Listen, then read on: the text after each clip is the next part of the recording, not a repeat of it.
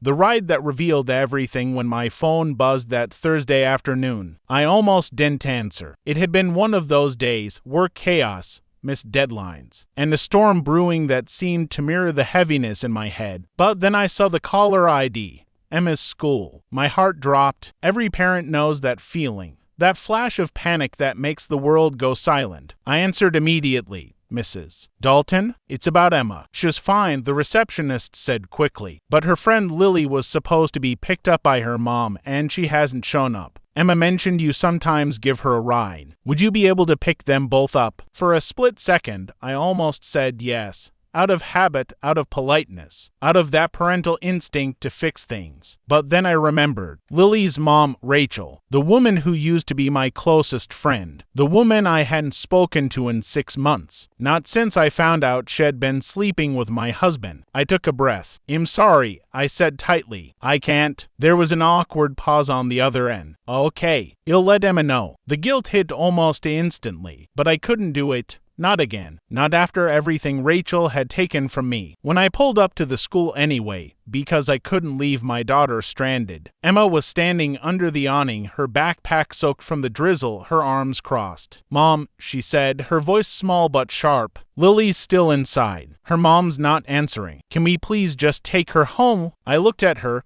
Really looked at her. She had her father's eyes, and it hurt. I can't, honey, I said carefully. Why not? Because it's complicated. Emma frowned. Everything's complicated with you lately. The words cut deeper than they should have. In the rearview mirror, I saw Lily come out, a tiny figure in a pink raincoat, clutching a backpack that looked almost as big as she was. She scanned the parking lot with that lost, hopeful expression kids wear when they still believe adults will always show up for them. And I realized Rachel hadn't just failed me. She was failing her daughter now too. That night, Emma wouldn't speak to me. She shut herself in her room and ignored dinner. When I knocked, she said, you could have just helped her, Mom. You didn't have to punish Lily for something Rachel did. And she was right. But it wasn't that simple. Because Rachel wasn't just someone who hurt me. She'd been my best friend since college. We had done everything together. Vacations, baby showers, late night cries over coffee. I'd trusted her with my secrets, my fears, my life. And she'd repaid me by sleeping with my husband while pretending to comfort me through our marital problems. I'd found out through a text, one she sent him, not realizing she'd typed my number instead. Don't forget to delete our messages. She's starting to ask questions. Even now, I could still see those words burned into my mind. After that, everything shattered. My marriage, my faith and friendship, my trust in people. And now, months later, the universe was cruel enough to send her daughter back into my life, asking for a ride home. The next morning, I woke up to find Emma already dressed and sitting at the kitchen table. I'm going to walk with Lily today, she said flatly. It's raining, I pointed out. I don't care. Something in her tone stopped me. Emma, I said softly, this isn't about Lily. It's about Rachel. She hurt me.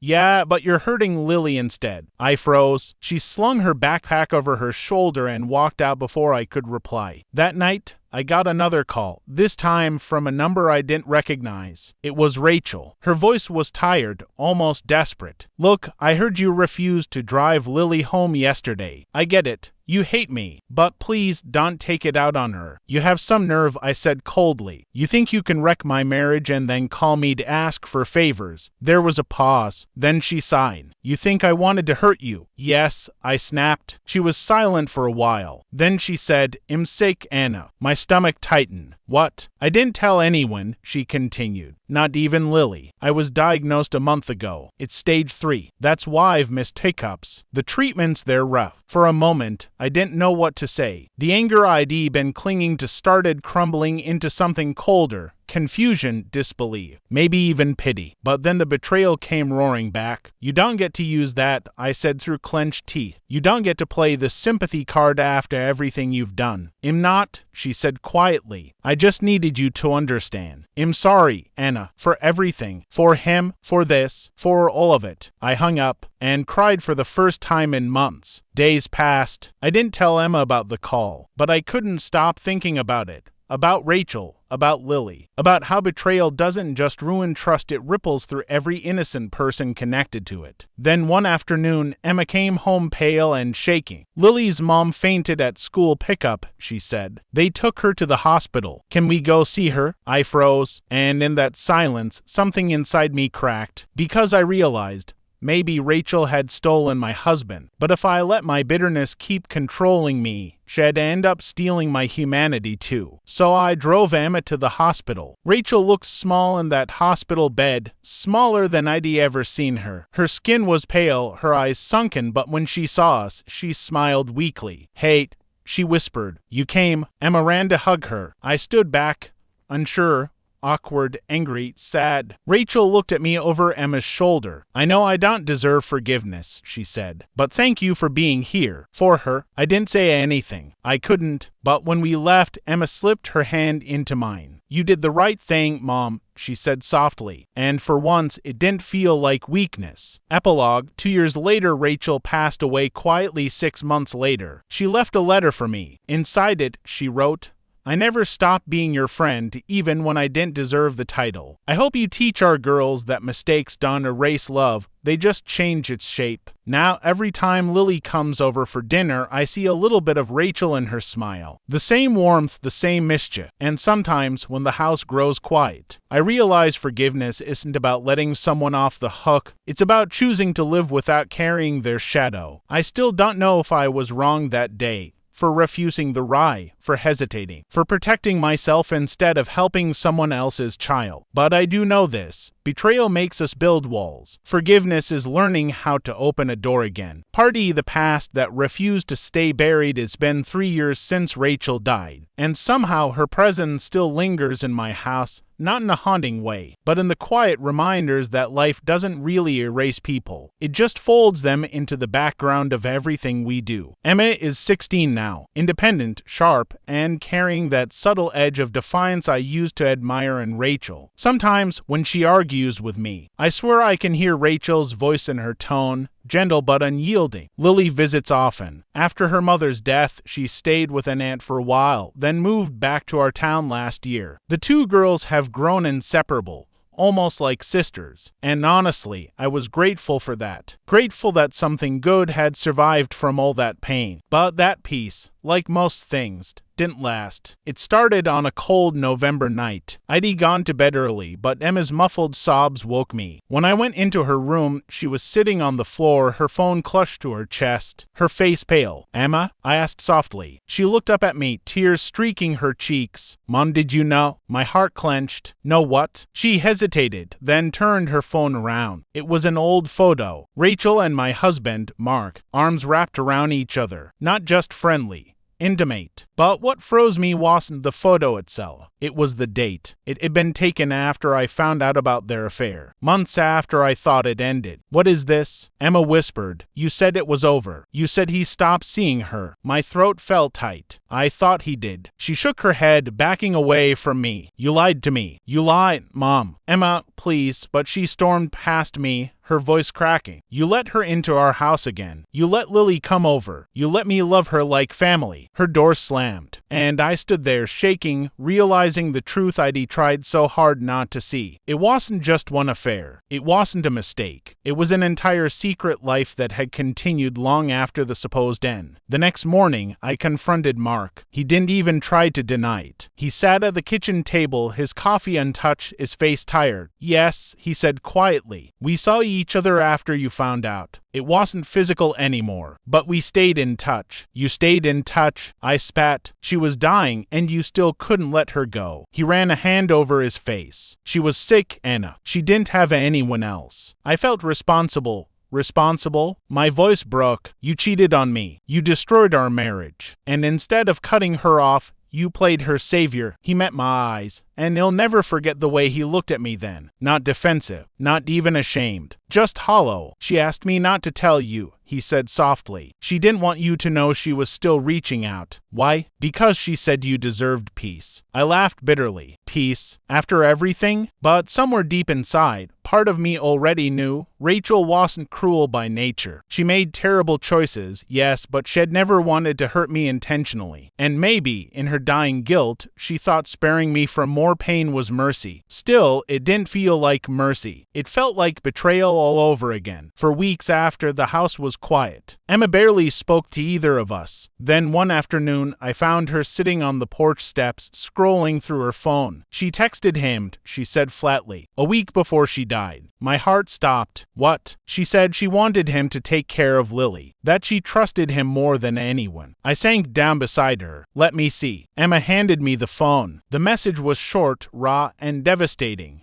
If I don't make it, promise me you'll look after her. You were the only one who saw the real me. My eyes filled with tears. Oh God, Emma turned to me, anger flashing beneath the sadness. Why does it feel like she loved him more than anyone? Even more than Lily? Even more than you? I didn't know how to answer. Because in that moment, I realized something awful. Maybe she had. Time passed, but the tension never really left. Mark and I divorced quietly 6 months later. There was no screaming, no broken dishes, just a dull silence between two people who had run out of forgiveness. He moved out of town and Emma stayed with me. We tried to rebuild, but grief and betrayal don't just fade. They calcify into something permanent. Something that shapes who you become. Then, one rainy evening nearly a year later, there was a knock on my door. When I opened it, Lily stood there, taller, older, holding a small box. Hey, Mrs. Dalton, she said quietly. Can we talk? Her eyes, so much like Rachel's,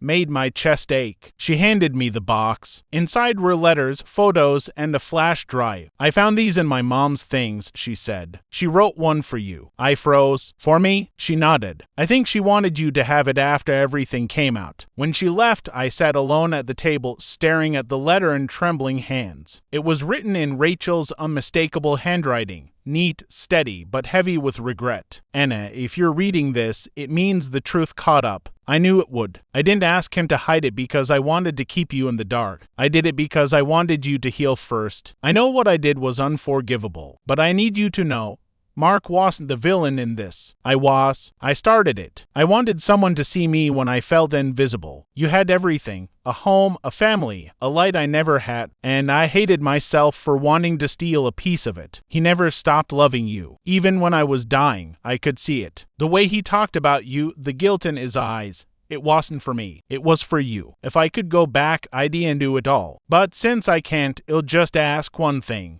Don't let Lily carry my sins, please. Or I sat there for hours, reading it over and over until the ink blurred with my tears. Because despite everything, her words felt sincere. And for the first time, I understood the depth of what betrayal really meant. Not just the pain of being hurt, but the complexity of loving someone who hurt you. That night, I called Emma into the kitchen. She sat quietly as I told her everything, the affair, the truth about Rachel's illness, the letter. When I finished, she looked at me for a long time and said softly, "You're still angry at her, aren't you?" I nodded, yes, but I'm also tired of being angry. Emma reached for my hand. Then maybe it's time to let it go. And maybe she was right. Because forgiveness isn't about freeing the person who wronged you. It's about freeing yourself from the weight they left behind. Months later, Lily came to stay with us for the summer. One evening, I found her in the backyard, staring at the sunset. That same soft orange glow that Rachel used to love. She wrote about you a lot, Lily said quietly. Said you were the only person she ever truly envied because you had the strength to walk away. I didn't know how to respond. So I just whispered she was wrong. I didn't walk away. I just kept standing still until it hurt too much. Lily smiled faintly. Then maybe now you can start walking again. And as the sky darkened, I realized she was right. The past doesn't vanish. It lingers, whispers, sometimes bleeds through the cracks of new beginnings. But it doesn't have to define you. Not anymore. Epilogue.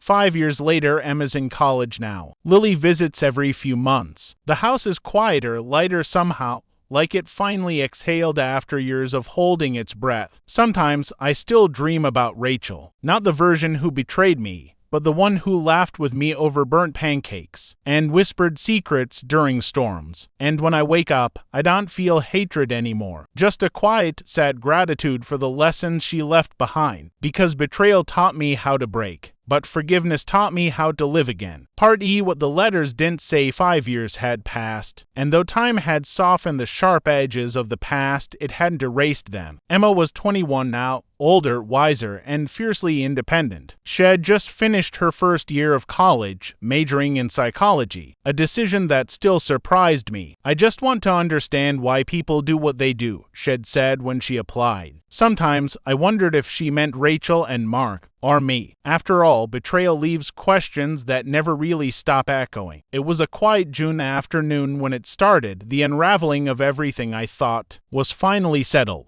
Emma came home for the summer. She looked tired, withdrawn. "Mom," she said, standing at the door, "can we talk?" I smiled. "Of course. What's wrong?" She hesitated before stepping inside. "It's about Dad." That word, Dad, always carried a strange weight now. She hadn't called him that in years. They hadn't spoken since the divorce. I motioned for her to sit. She didn't. "I went to see him," she said quietly. I froze. "You did?" She nodded. "Has sick?" I felt my stomach drop. "Sick how?" "Stage for pancreatic cancer." The words hit me like a blow. Mark, the man I once loved, the man who had shattered me, was dying. And suddenly, every ounce of bitterness I'd carried for him felt small, almost childish in the face of death. But before I could speak, Emma continued. "That's not all. He told me something about Rachel." My breath caught. "What about her?" She looked at me. And in that moment, I knew whatever she was about to say would change everything. Mark had told her the truth had hidden for years. The truth he said Rachel begged him never to share. That Rachel's illness hadn't been as straightforward as it seemed. Yes, she had cancer, but she'd refused full treatment for months, not because she was scared, but because she'd discovered something she couldn't live with, a pregnancy, with Mark's child. I felt the world tilt. "No," I whispered. "That's not possible. She was pregnant when she died, Mom," Emma said softly. "He showed me her last letter, the one he never sent to you." I stared at her, shaking my head. "Why would he keep something like that?" "Because she made him promise to," Emma said. "She wanted to protect me, protect you, protect Lily." She handed me a small, worn envelope. Mark's handwriting covered the front. "For Anna, if you still care enough to read." I hesitated before opening it. My hands trembled. "Anna, I'm writing this because there's one truth I couldn't die keeping. Rachel didn't just reach out to me because she was lonely. She was pregnant. She didn't tell you because she didn't want you to hate her more than you already did. She planned to terminate it. But then she changed her mind. Said she wanted one thing in her life that wasn't tainted by guilt. She wanted to believe love, even broken love, could still create something pure. She miscarried a month before she died. I was with her. I never told anyone because she begged me not to. She said if you knew, you'd never heal. And maybe she was right. But I've carried this weight every day since. I thought leaving you would set you free. But the truth is, I've been the one trapped by shame, by what we both lost. If you ever find it in your heart to forgive her, or me, know that I never stopped loving you, even when I didn't deserve to." Mark, by the time I finished reading, the room was spinning. I couldn't breathe, couldn't think. All the years I'd spent rebuilding, all the therapy, the nights convincing myself I was finally over it, suddenly felt like a lie built on top of another lie. "Why did you tell me this now?" I whispered. Emma looked away. "Because I'm not sure what to do." "What do you mean?" She hesitated. "Lily doesn't know, and she found out about the pregnancy through some old emails on her mom's laptop. She thinks Dad might have been her biological father." I froze. "No." But Emma's face said everything. "She did a DNA test," she continued. "She asked me to do one too. Mom, she's my half-sister." The world stopped. My ears rang. The betrayal I thought was done, buried, forgiven, had just become something monstrous, something alive again. Rachel hadn't just taken my husband. She had taken the one thing sacred between us, the truth of family. And Lily, the girl I'd welcomed into my home, the one I'd protected like my own, was his daughter too. For days, I couldn't speak, couldn't eat. I replayed every memory, every visit, every smile between Mark and Lily that I'd once brushed off as paternal affection, every moment Rachel had cried in my arms while secretly carrying his child. It wasn't just betrayal anymore. It was history rewritten behind my back. When I finally confronted Lily, she didn't deny it. She just stood there, tears streaming down her face. "I didn't know," she whispered. "Not until the test. I swear, I believe you," I said quietly. "But it doesn't make it easier." She nodded. "No, it doesn't." That night, Emma came to my room. She sat beside me on the bed, silent for a long time. "Do you hate her?" she asked finally. I took a deep breath. "I don't know. I think I hate what she did, but not who she was." Emma's eyes filled with tears. "I don't know how to feel. She's my sister, but she's also the proof of everything that broke us." I reached for her hand. "Then maybe she's also the chance to fix what's left." Mark died 2 months later. He left behind a letter addressed to all of us.